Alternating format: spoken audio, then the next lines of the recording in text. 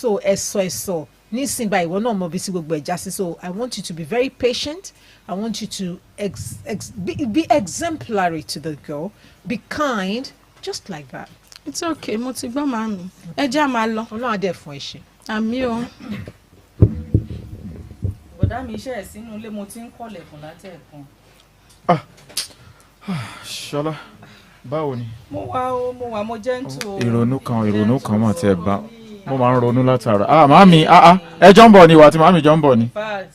Àjọ ń bọ̀ ni o, àjọ ń bọ̀ àníká wá wò yín ni. O Ṣọlá, mo ní issue o. Èmi gan fẹ́ wá sọ nǹkan kan fún yín tẹ́lẹ̀ ni. Ẹ jẹ́ kọ́kọ́ gbọ́ ti yín ná. Tó mi mọ̀ bóyá issue wa bóyá ó jọra ṣùgbọ́n issue tèmi ó lágbára díẹ̀ o. Àtọ̀dọ̀ mi náà le. Kò lè le tó tèmi Ṣọlá. A ní kò lè le tó tèmi. Ẹ mọ nǹkan tí mò ń sọ. Àmì màámi eléyìí lé o ṣe mọ̀ pé ọkùnrin kan tẹ ẹni náà lélẹ́yìí.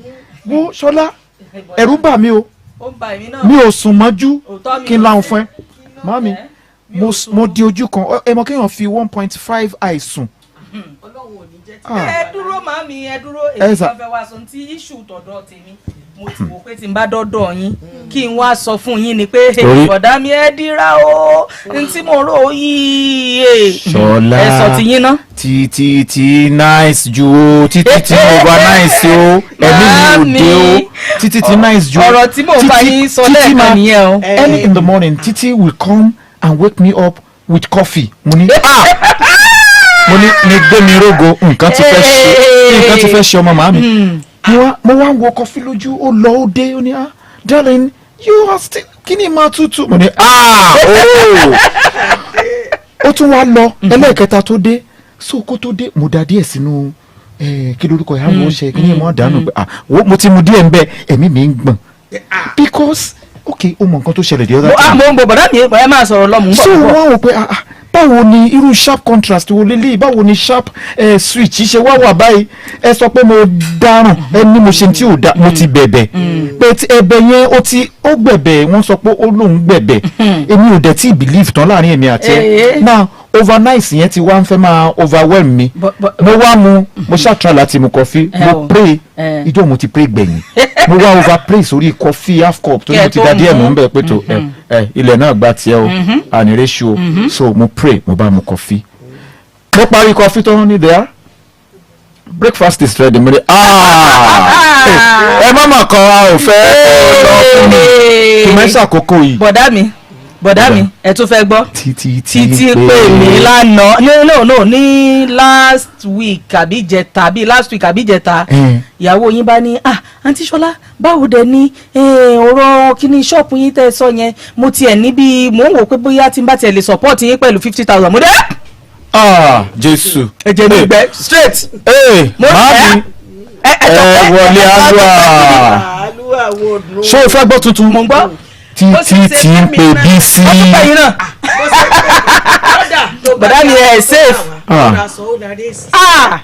Màámi ṣé ẹ̀ tí ì wọ̀. Màámi ṣé ẹ̀ tí ì wọ̀. Màámi ò wọ́rì tí wọ́n.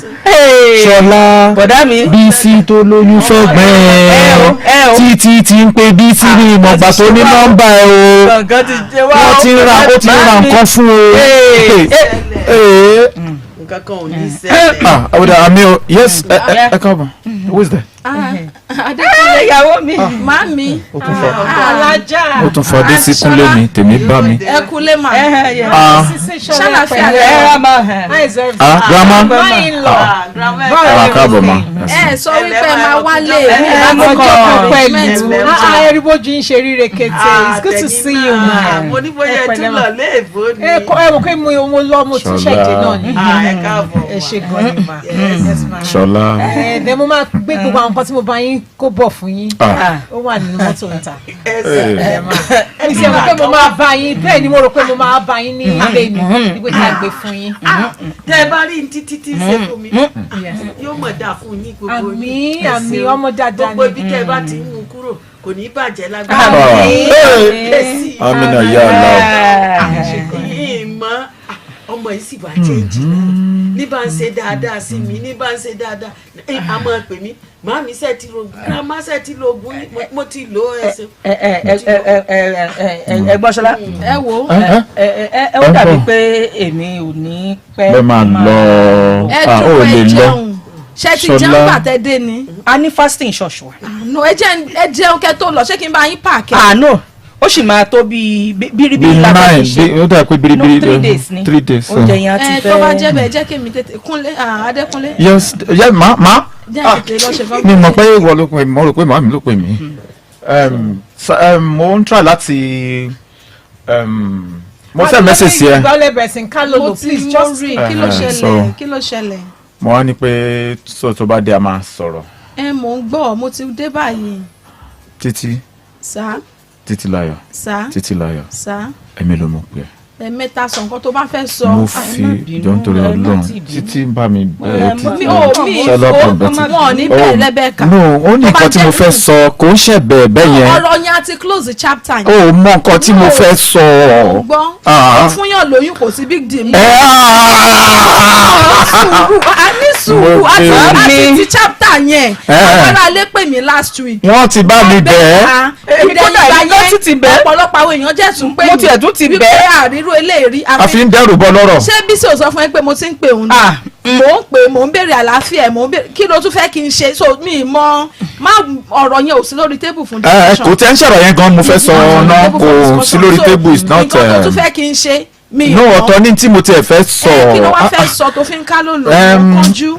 Ṣọlá omi tútù ẹ̀kan yẹn jọ nǹkan tí mo ti ara sọ ni pé mo fẹ́ bẹ́ẹ̀ ọ̀tọ̀ ní nǹkan tí mo fẹ́ bẹ́ẹ̀ fún. kí ló fẹ́ bẹ́ẹ̀ mi fún. ṣé o mọ̀ pé nígbà míì nínú Bible ìgbà tí pásítọ̀ yìí ń preach níjọ́ tó mú mi lọ church ibì kan wà mẹ́ẹ̀ tó ń sọ fún prophet kan ní jẹ́ kí ẹ̀mí mi kí o ṣe iyebíye lójú rẹ̀. níwájú rẹ̀. so mo á ń try láti bẹ́ẹ̀ pé kó tún máa bá mi fi sádùá. wípé kí ni kẹ́kẹ́ bọ̀dá mi léegun. ó ṣàìsàn kò sí ọkọ tó máa ṣe é kò sí kú lójú ẹ̀. wọ́n máa ń sọ wọ́n ní ọkọ tí tó bá tẹ̀mí ẹ̀ bá sì wà ìyàwó ilé ẹ̀ ló dáàbò bò ó. Kúnlé mind àwọn ọ̀rọ̀ tó máa sọ. Bísí sọ pé ó pè ń ní Bísí sọ pé ó ra nǹkan fóun. ìgbà tí mo ra kọ́ fún Bísí sọ pé ó pè ń ní. ṣé wọn kì í ṣe nǹkan tí mo. Ṣọlá ló fóun lówó màámi ló raṣọ fóun títí mo fọdọ̀ ń bẹ́ẹ̀. ó fún yàn lóyún ṣe mo ti bẹ́ẹ̀ dárí mi ṣé ká lọ ṣẹ́ kí ló fún èèwọ̀ ni o abiyamọ ni mi o ó ti tán èmi náà bí tèmi o ìyàwó mi ẹni tó bá ti rù kó sọ so kò sí see, I've nǹkan tó spoken kàn to mí. my daughter and there is nothing new. Ọlọ́mọ aṣọmọ ní bàbá rí sá o. nǹkan tí o fẹ́ kí n ṣe báyìí kò tí ì yé mi ìgbà tí mo react o ní àṣejù mi pọ̀ mo onígbónára mo ṣe kinní kan ẹ mú mọ́ bí gbogbo yín ṣe ìgbà tí mo tún wá gentle báyìí tí mo ti dárí jì ẹ́ tí gbogbo nǹkan ti move on tó ṣẹlẹ̀ ní pé mo tún wá complain kí gangan ló fẹ́. èyí tí mo fẹ́ ni pé kó o dáríjì mí jọ̀wọ́ ló ti wá fi kó wọ́n fún mi kọ́fì lórí bẹ́ẹ̀dì jọ̀wọ́ ló ti po kọ́fì fún mi ọjọ́ tó bá ti bẹ̀rẹ̀ ló ti bẹ̀rẹ̀ ní. oró 091 Ṣọlá ṣó ti náwó ó ti ná owó ẹ̀ yá sówó màámi ṣe ẹ̀ tí wọṣọ ọ ti wọ ara yín yá sáṣọ. Please, my daughter is very good. 091 51 03 55 55 091 51 03 55 nọ́mbà tẹ máa pè tẹ fi máa bá wa dá sétò torí nǹkan téèyàn ń ṣe fún ọkùnrin tí ń tẹ́ wọn lọ́rùn kò yé mi o. tí ó ń gbà tí ò mọ́ra tẹ́lẹ̀. hello hello hello. hello hello sir. ọlọ́mọ jẹ́ ọ̀rẹ́ mi oko. àmì o àmì o àmì o ọ̀rẹ́ àmì o owó mi rà o agosma owó mi rà o títí tí náìsì o. onísọlẹ́nu. ó fún yàn lórí títí náìsì sí mi. ọ̀dà kí èèyàn sọ̀rọ̀ fún yàn wọ́n ní àbọ̀rọ̀ lásán fọmọlúwàbí tó bá dénú ẹ̀ tó yẹ kó dodidi. inú ti kún tẹ́lẹ̀ ní oṣù. ṣé àbá parọ́ láti sọ ìṣèkì ìjẹ́ bí títí ti ń ṣe nínú ilé tó jẹ́ pé ní ìdàrú ọ̀la dàpọ̀ ṣé ní ọ̀dà ni. n tí mò ń rí o. àmọ́ ọ̀rọ̀ yìí pé wọ́n gbà tó jẹ́ pé o ti fẹ́yàwó lé òun fẹ́yà ìwà àwọn ọ̀gá tó. má sọ pé mo ti fẹ́yàwó lé mi ti ṣe fún un ó dà oyún ordinary oyún. ẹgbọ́n nǹkan tí bọ̀dá Sheriff fẹ́ sọ ordinary oyún ni. wọn kò ní parọ́ òótọ́ wọn ò sọ ẹ ti bá mi sọ̀rọ̀ mo jẹ́ ti gbọ́ bí wá tún ni. onígbà tó wò pé wọ́n yẹ wà mí ní ọ̀dà ni ọkùnrin fi lọ fẹ́yàwó lé mi níta ìtọ́sẹ̀lẹ̀ ní pé ìdílé sùúrù ìwọ náà lórí à ń kọ́ bá tiwọ́ náà ní. mo ti gbọ́ mo kẹ́ má dà pọ̀ mọ́. pé kí n máa fa ojú àwọn ìyọkọ mi mọ́ra pàápàá jùlọ ọkọ mi gángan kí n máa fojú ẹ̀ mọ́ra kọ́mọ̀ di pé mo máa fojú ìyàwó mọ́ra jù mí lọ. pé gángan ni ó lérò o kì í ṣe pé bóyá kò lè ṣe é kò lè pa ẹ̀ kò lè pẹ́ náà ó change gbogbo àṣìṣe tá a sọ yìí pé ń ṣe ó change ẹ̀ sí normal thing kéókè o. tòró tiẹ̀ sọ fún mi pé báwọn sọ̀rọ̀ bẹ̀rù kó máa ń gbọ́rọ̀ sí ẹ lẹ́nu. ẹ ṣé bọ̀dá Sheriff inú mi ti ẹ̀dùn ìwòye àtọ́jú tẹ fi wò ó. ó change character rẹ̀ ní títí dáadáa sá. títí bá mi bẹ̀ sí. agbára Ọlọ́run ní ilé ọkọ ilé nídìí ẹ̀rọ agbára Ọlọ́run àwọn ọmọ tó bí wọn ò di ìgbà lójú ẹ̀mí rẹ̀ dákun gẹ́gẹ́ bí ọ̀rẹ́ mi ti sọ. tún bá ń bẹ̀ jọ. wọ́n ní ọkùnrin tí bá ti file géńtà. wọn ti sàn dín lé ní. tí wọ́n bá délé pàá ná tí ẹ ta irọ́ ni o àsìkò kù rè ó tí ì tó ni. tí wọ́n bá délé ọjọ́ aláfẹ́yọ́ ọ̀nà tí òun pa. àmọ́ mo fẹ́ kó gbígbáyà bí mo ti sọ náà ló ti rí mọ́ra mọ̀ pé bí ó ti rí náà nù. bẹ́ẹ̀ni kàn jẹ́ bùrẹ́ o. dákun kí ìmọ̀ fi pa ẹnìkan òun o. ayé rẹ̀ ò ní bàjẹ́. àmì o. báyìí mi àti ọ̀rẹ́ mi bá a ti jọ ń ríra yìí Ọlọ́run ìjà ti kádùnà ìtì ara wa. àmì o àmì o rẹ. ìyá wa náà wọ́n mi wà mami títí. oh yes. grandma wọn bá yín wí wọ́n bẹ̀ yín náà pé kẹ́ bá mi bẹ̀ títí dáadáa. dada kọ ẹ bá wa bẹ. ẹ wo bọ̀dá Sheriff ẹ má pàdé wọn ní bẹ́ẹ̀ ẹni kí mami ẹni kí wọ́n jẹ́ èbùrẹ́ ń tiwọn èbùrẹ́ ni kẹ́ ẹ bá mi fún àwọn jẹ́. ó bẹ̀ jẹ́ wípé ẹ̀ka ní kò fi sàárà fún wa òun ti náwó fásitì ni. òun tiẹ̀ fún owó ìgbé lọ́wọ́ títí ẹ̀. irọ́ 50k tó títí tún fún dípò kó sọ fún mi ó tún ti ná. ó ti ná ó sáré lò. mo tẹ̀lé sọ̀rọ̀ mi náà ọkọ̀ọ̀kọ̀ ṣe ìyá ọ̀gẹ́rẹ́ àkọ́kọ́ yẹ ní. ẹ̀rù ló bọ̀ ọ̀rẹ́ rẹ̀ àti àní mo rò pé mo lé ní ọ̀rẹ́ àti mi lé táwọn gbé kó fífi wọn láàárọ̀. ẹgbẹ̀rún àdúrà ọmọdé wa mọ́jọ́lẹ̀ dání. àṣé mi ò lé. ó kọ́kọ́ fáwọn alálẹ̀ ń tiwọn. kò sẹ́ni tí wọ́n kọ́kọ́ fáwọn alálẹ̀ ń tiwọn ní. kò sí wàhálà ń bẹ̀. tí wọ́n bá ṣe rere ni. ara kì ó wá yá ọ. ara kì ó wá yá ọ. torí èèyàn tún ṣe dáadáa nǹkan tí mo ok. èmi náà mọ̀ pé. hello. ẹ jọ̀ọ́ ẹ pè wọlé ẹ jẹ́ kó wọlé o. ẹ pè wọlé ẹ jọ̀ọ́ ẹ sọ̀rọ̀ sókè ẹ bá mi bẹ̀bẹ̀ sókè o. ẹ pè wọlé padà ẹ bá mi bẹ̀bẹ̀ o. 091 okay. hello. hello. ẹ ṣeun mọ́mì. grandma ti pè wọlé wọ́n máa ẹ jọ̀ọ́ ẹ bá mi bẹ̀bẹ̀ grandma. lójú tí kò ṣe ẹ̀sìn ń dakúlé láàbò mọ́mì abẹ́rẹ́ pé títí fi tọ́ ó fi tọ́ funfun ó lẹ́jẹ̀ sínú ó tún tọ́ funfun jáde. mo tiẹ̀ wá ní. Ọlọ́run má jẹ́ pé o fi dúdú kan ṣe ẹ̀sìn parẹ́ ọ̀hún. mọ́mì mo tiẹ̀ wá dákọ́ lọ́mọ mọ́ báyìí àtẹ̀jẹ̀ funfun àti tọ́ pupa ní ìdá kankan mọ́ báyìí ẹ bá mi bẹ̀bẹ̀. àbẹ́ni bẹ́ẹ̀ ní òṣè dáadáa ṣe múdà tuntun ó ti ṣe fún ìwà ẹ̀ dáadáa fún wa máa fi ṣe ó wá ló fẹ́ ṣe tó fẹ́ tẹ̀yìn lọ. grandma owó ló wáyé ó fàbúrò mi ọkàn ìjẹ́ gbádùn. ó fàbúrò mi lówó tó ra sọ fún màámi bísítì tó sọ pé mo fún lóyún èèyàn ò lè pa ọ̀pọ̀ ẹ̀ láyé. bísítì wọ́n ní mo fún lóyún ó tún fún ní gift ó fún ní kọfí. ẹ̀rí ẹ̀rí ọkọ̀ ìdí grandma ṣe mọ̀ pé tí n bá mo tún fún ní owó pé kó fi ṣẹbẹ̀ ó ní tọwọ́ òun ò tí ì ná tán kí n má wọrí mo ní àwọ̀ ń lọ rè mo tún gbowó ọbẹ̀ lọ́wọ́ ọlọ́wọ́ ajẹ́ kó náà rù dáadáa bí wọ́n náà ṣe tọ́jú ẹ̀ dáadáa torí oníkọ̀lọ̀kọ̀lọ̀ tán fẹ́ fi tiwọn kọ́ ìfẹ́hùn ni wọ́n o.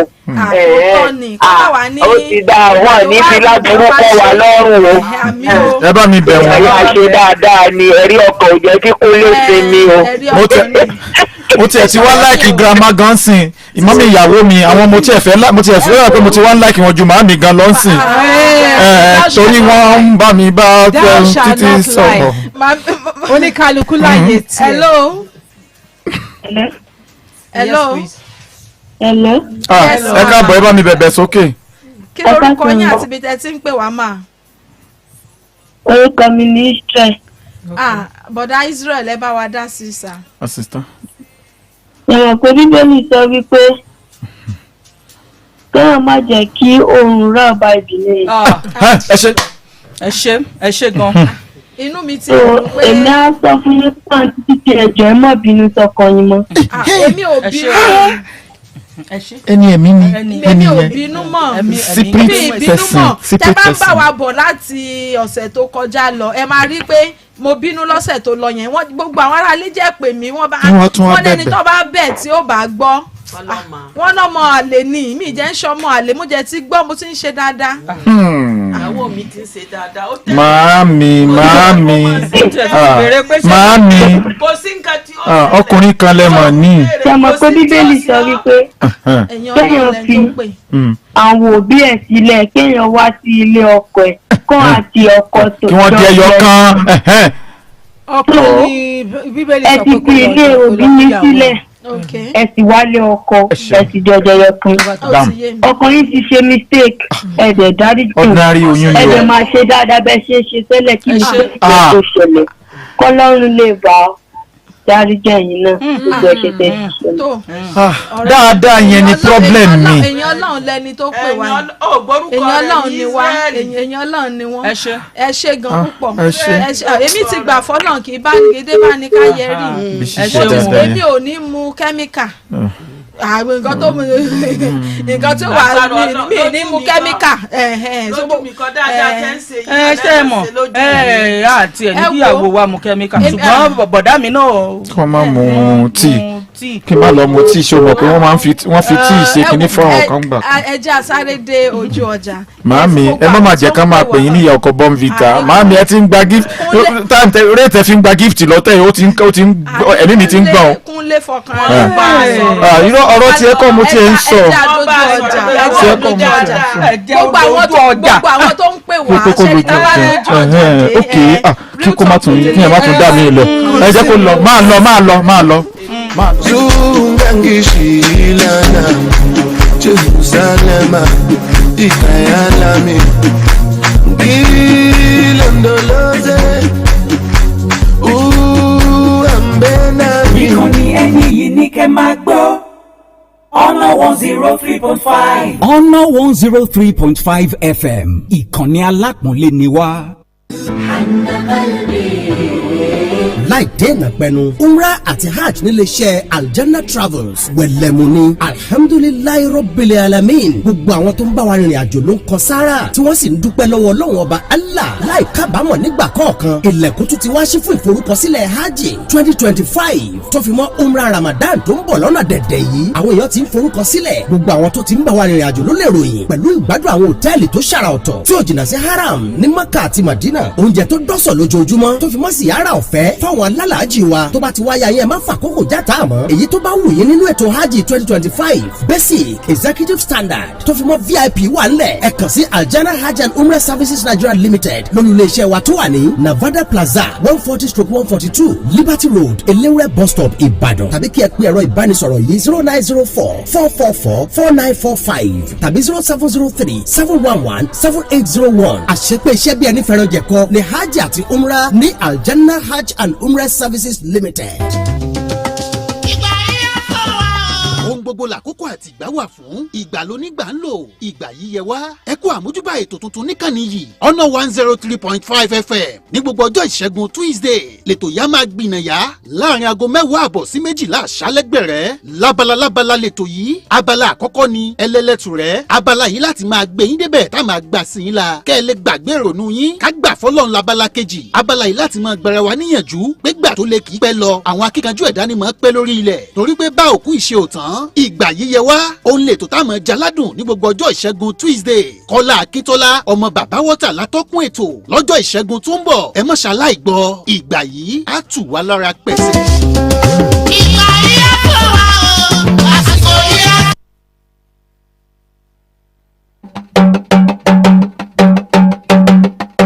àgbájọwọ́ la fi sọ̀yà àjèjì ọwọ́ kan gbẹ́rù dórí ìbáṣepọ̀ tó ń ti ìfẹ́ tó gúnmọ́ lọ pákòtẹ̀lẹ̀ ìdàgbàsókè láwùjọ gbogbo láti wá ní ìbáṣepọ̀ tó gúnrégé láàrin ẹlẹ́sìn jẹ̀sìn lórílẹ̀‐èdè Nàìjíríà. ìdí rèé tí ìkànnì yìí ọ̀nà 103.5 FM ṣe gbìmọ̀pọ̀ pẹ̀lú àjọ ìṣọ̀kan àgbáyé United Nations láti ṣàgbékalẹ̀ àrágbá yamuyamu ètò ìjíròrò àti ìfàmì ẹ̀yẹ dánilọ́lá láti sàmì ọ̀sẹ̀ ìbáṣepọ̀ ẹlẹ́sìn jẹ̀sìn lágbàáyé World Interfaith Harmony Week pẹ̀lú àkòrí ìfẹ́ ohun rere àti ìfẹ́ alábàágbélé ẹni. Ibi símẹ́ǹtì gbé dolẹ̀ ni ó ti wáyé o nínú gbọ̀ngàn Trinchard fásitì ilẹ̀ Ìbàdàn lọ́jọ́ 5 oṣù kejì February 5 bẹ̀rẹ̀ ní dédé aago 10 òwúrọ̀ 10 a.m. lára àwọn èèyàn jàǹkànjàǹkàn ọjọ́ náà ni ààrẹ àná lórílẹ̀‐èdè Nàìjíríà His Excellency Olóyè Olúṣẹ́gun Ọbásanjọ́ GCFR sọ́tàǹtì ìlú Sokoto His Eminence Alhaji Dr. Mohammed Saad Abubakar Kẹta gómìnà ìpínlẹ̀ Ọ̀yọ́ His Excellency onímọ̀ ẹ̀rọ Ṣèyí Mákindé ààrẹ ẹgbẹ́ ọmọlẹ́yìn Kristi Most Reverend Daniel Oko alága ọjọ́ náà ni gómìnà àná ní ìpínlẹ̀ Ògùn His Excellency Senator Ọ̀túnba Gbẹ́ngà Daniel nígbà tí abẹnugan ilé ìgbìmọ̀ aṣojú ṣòfin nígbà kan rí His Excellency Right Honourable Yakubu Dogara CFR ó máa bá wa sọ àpilẹ̀kọ ọ̀rọ̀ lọ́jọ́ náà kó tó wá di pé àṣẹ ìkójáde ìwé àti mímọ̀ fi àmì ẹ̀yẹ dáwọn èèyàn pàtàkì láwùjọ lọ́lá lórí ipa tí wọ́n ti kó nínú àjọṣepọ̀ ẹlẹ́sìnjẹsìn lórílẹ̀‐èdè Nàìjíríà. Olùgbàlejò ọjọ́ náà ni Reverend Dr. Philip Bukola Oyewale olùdásílẹ̀ ìkànnì ọ̀nà 103.5 nígbàtí His Eminence Reverend Dr. Samson Supayokunle ààrẹ àná fún ẹgbẹ́ ọmọlẹ́yìn Kristi àti alága mọ́júbàjẹ́ iléeṣẹ́ ọ̀nà FM sì jẹ́ olùgbàlejò àgbà. Fún àlàyé ẹ pè ṣeun sórí 08077774880 tàbí Fẹ́mi sórí 09061413071. ọ̀sẹ̀ ìbáṣepọ̀ ẹlẹ́sìnjẹsìn lágbàáyé ní Trenchard Hall fásitì ilẹ̀ Ìbàdàn lọ́jọ́rú ọjọ́ 5 oṣù kejì gbogbo yín la pè o ẹ má ṣàlàyé wá bẹ̀. ìkànnì ẹni yìí ní kẹ́ máa gbọ́ ọ̀nà 103.5. ọ̀nà 103.5 FM ìkànnì alápọ̀nlé ni wá.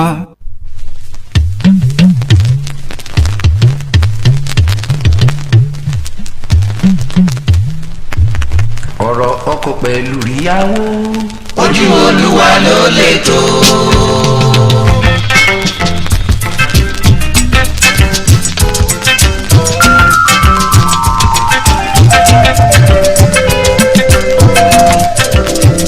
ọ̀rọ̀ ọkọ pẹ̀lú ìyàwó ojú Olúwa ló lè tó.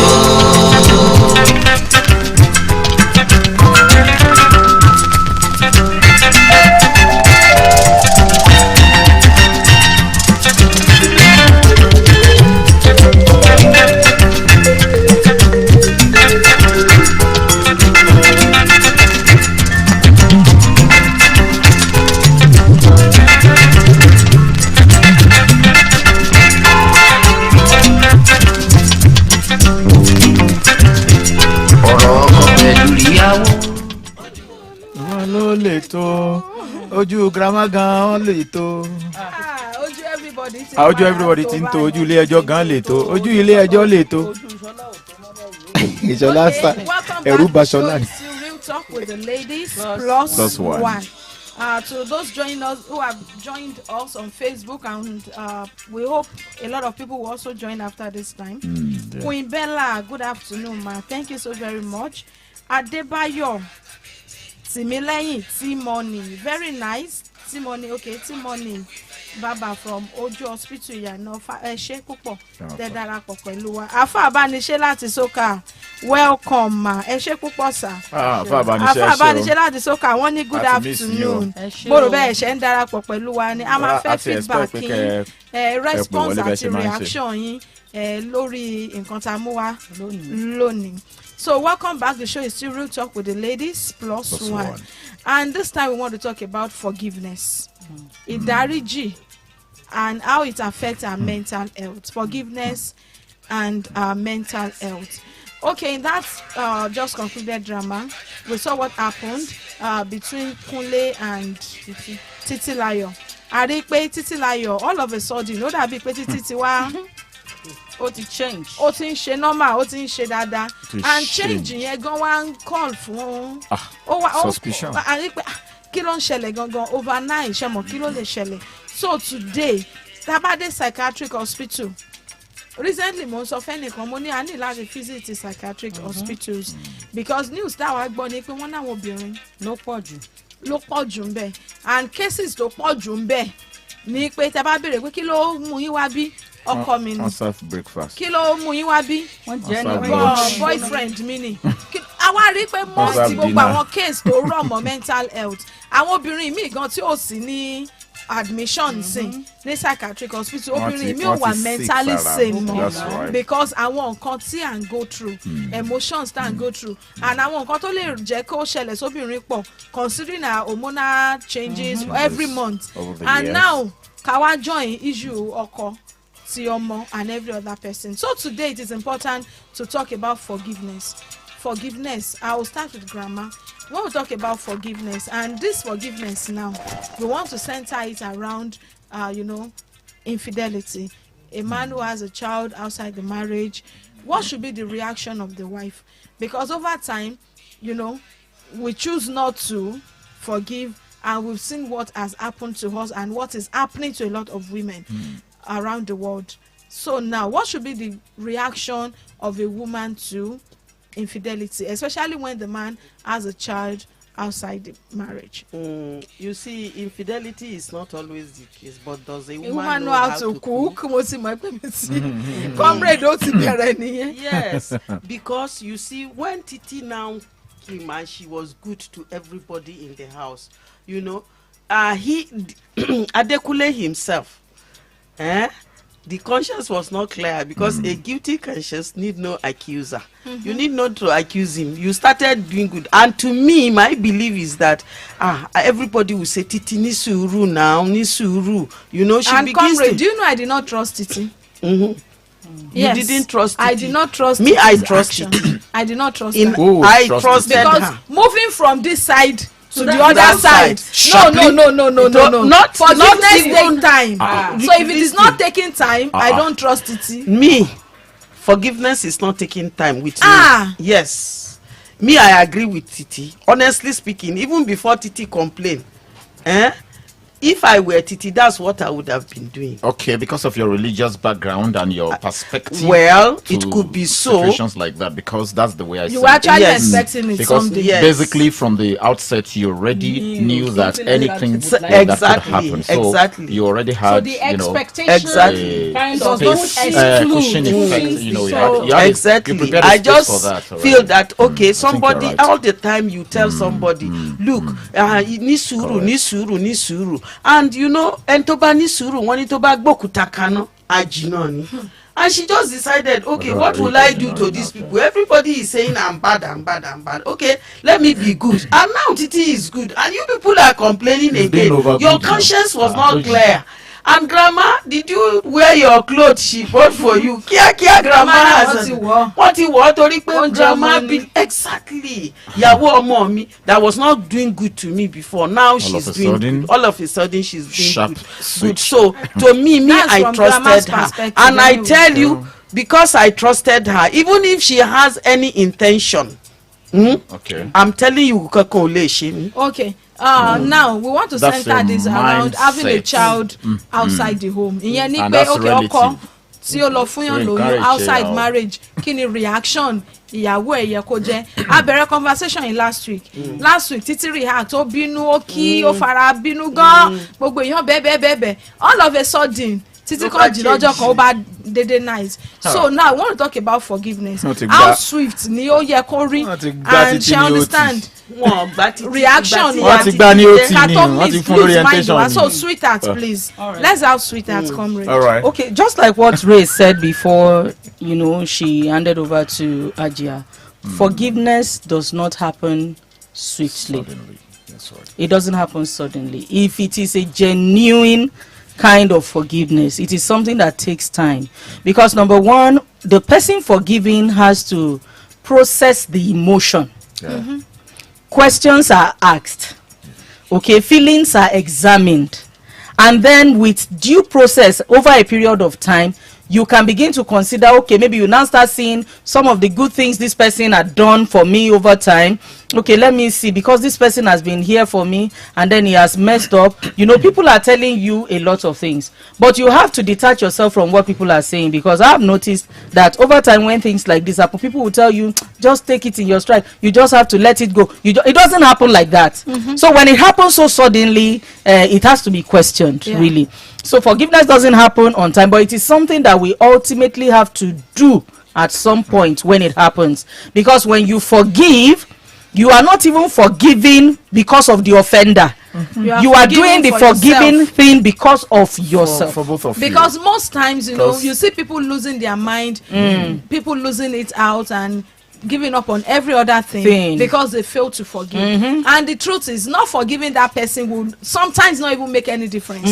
This person is going to live his life, is going to continue to enjoy life, and you will be cheating your own self because you are caged. You will be hurting your own self. You will be bitter, and over time you can even lose your mind. So instead of actually going that way, we can actually do, especially when you see that person progressing.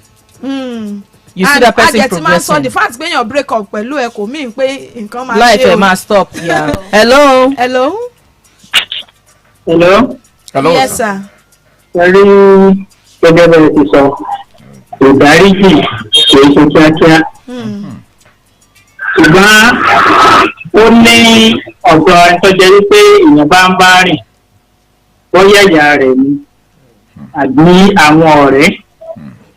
Torí tá a bá ń báwò tá a ti ń bá eré ìtàgé yìí bọ̀, ìyá gangan tẹ́lẹ̀ yẹn ìyá ìyàwó a gbọ́dọ̀ sọ nǹkan kan báyìí yóò ní o máa mú ọmọ àwọn travel out lẹ́sẹ̀kẹsẹ̀ ní agbọ́dọ̀ sọ fún ẹ a máa lọ Germany agbọ́dọ̀ sọ fún ẹ torí lọ Europe agbọ́dọ̀ sọ fún ẹ tọ́ ọ wá ń ṣe ọjà ìpè ìyá yẹn náà ó ń rìn súnmọ́ àwọn ọ̀rẹ́ kan tó jẹ́ pé wọ́n kò lè dí experience tó wà lóru ní tẹ́lẹ̀ ó wá rò pé ó dà ṣe kíní yìí máa ń fẹ́ dàbí ilé àwọn ọmọ mi wọ́n gbà tó jẹ́ pé ó ń súnmọ́ ọmọ rẹ̀ ó ṣe é kọjá pé ìwádìí sọ fún lọ́mọ èké abẹ́ta ẹ̀sọ́ tí o torí pé àwọn tí mò ń bá rìn báyìí ọmọ yẹn dẹ̀ ní lóòótọ́ àwọn ọmọ fún ìgbà yìí ọmọ ọgbọ́n yẹn lè kọ̀rọ̀ sẹ́yìn máa ń lẹ́nu bẹ́ẹ̀ yóò lóun lè kọ̀rọ̀ sí àwọn lẹ́nu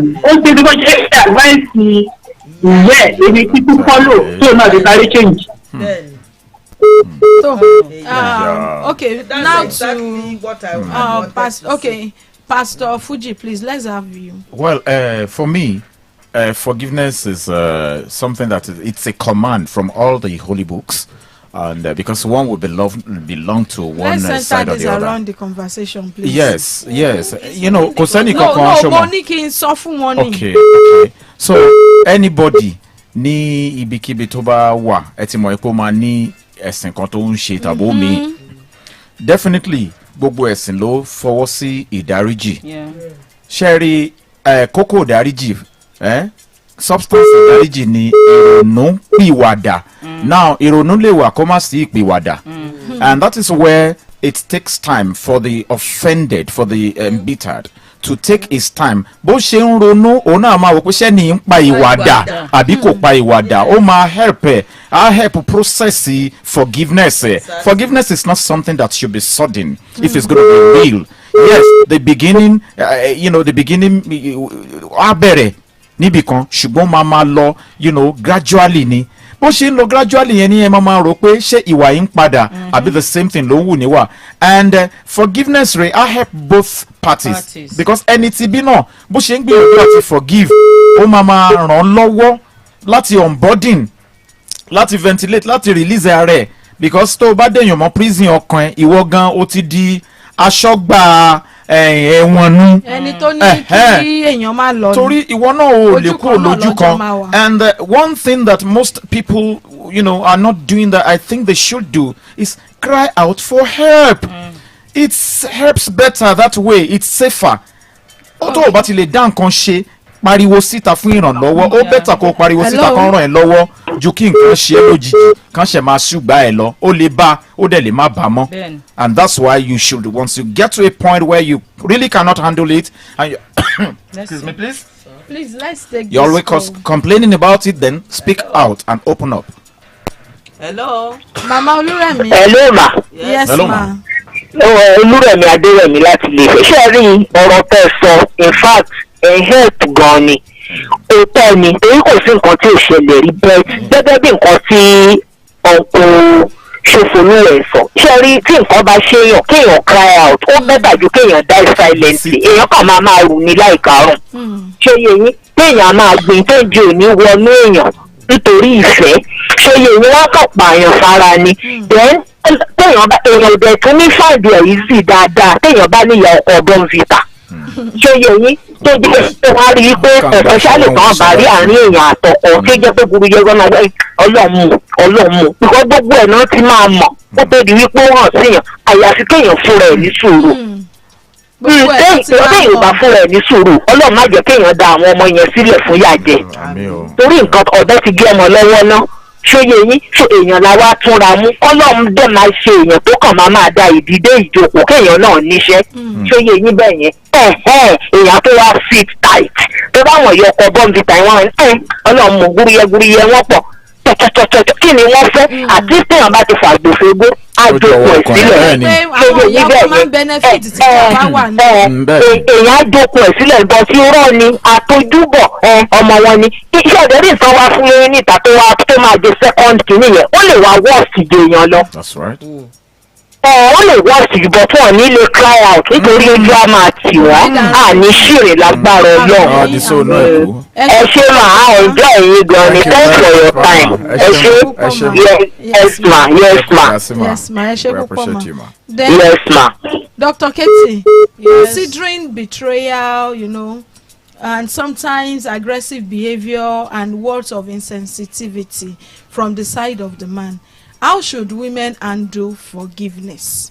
Well, in such a way that they will not lose their mind. Because ibi tá wa tó sí ni pé a fẹ́ akọ ṣẹ́rí kò sí béèyàn méjì ṣe máa rìn tá à ní jọ ṣẹ́ra wa ṣẹ́rẹ́ ẹni tó máa wá ṣẹ̀yàn tó máa dùn yàn jù lẹni téèyàn nífẹ̀ẹ́ kára tá a bá ṣẹ̀ ara abiṣẹ́ tó bá ṣẹ̀ wá close kálukú àlọ́lẹ̀ ẹ̀ máa padà wá next day but ẹni tájọ sign for better for worse the only person tó lè ṣẹ̀ wá tó máa dùn wá jù tó máa tóbi gan is that person. Now how do we handle it? Betrayal of trust betrayal and ṣẹmọ gbogbo nǹkan tó lè ṣẹlẹ̀. How should a woman handle it in such a way that she will not lose her mind? She does not lose her mind. Number one, you manage expectation.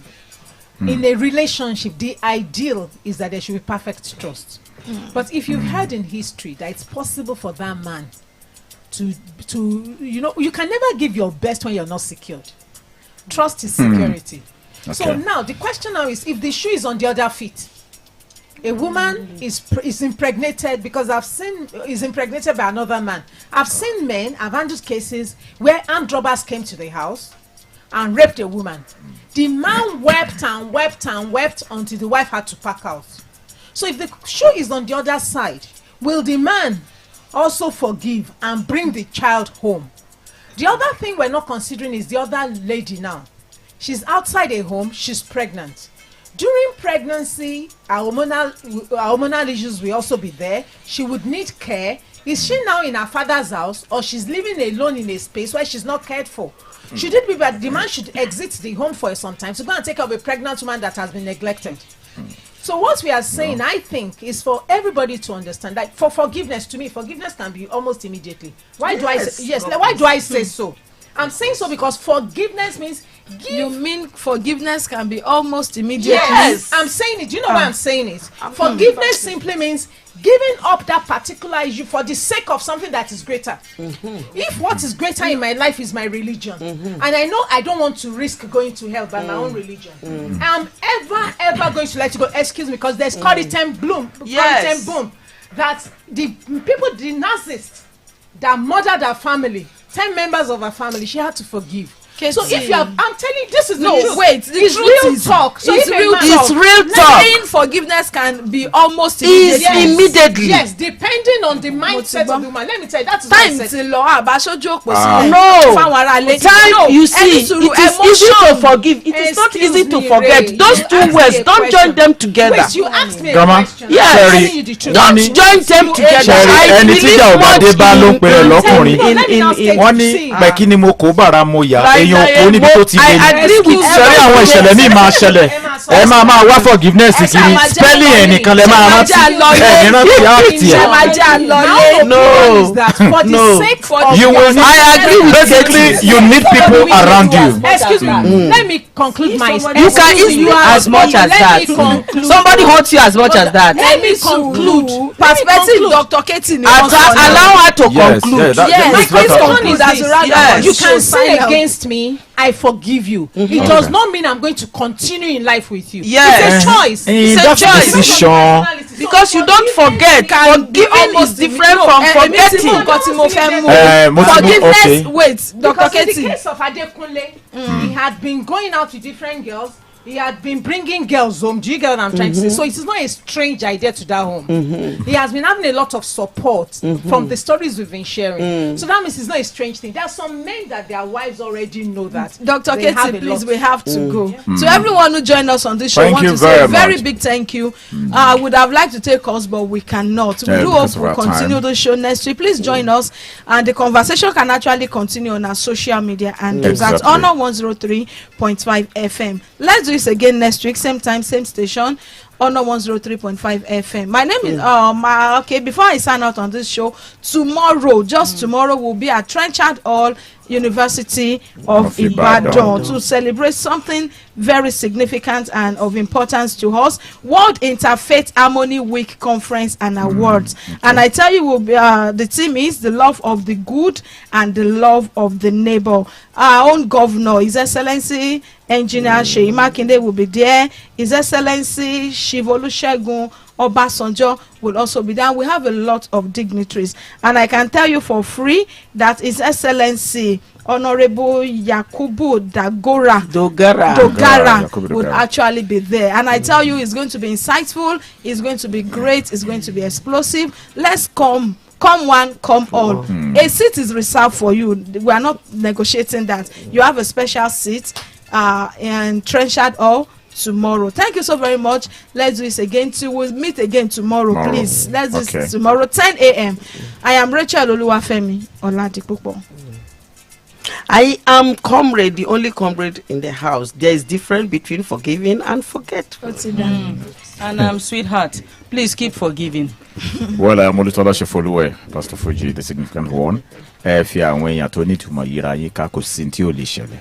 I am Oluwakemi Ademola Remu, saying you need to survive and thrive and overcome any problem in life. Kegbajari. Go need. Hello me.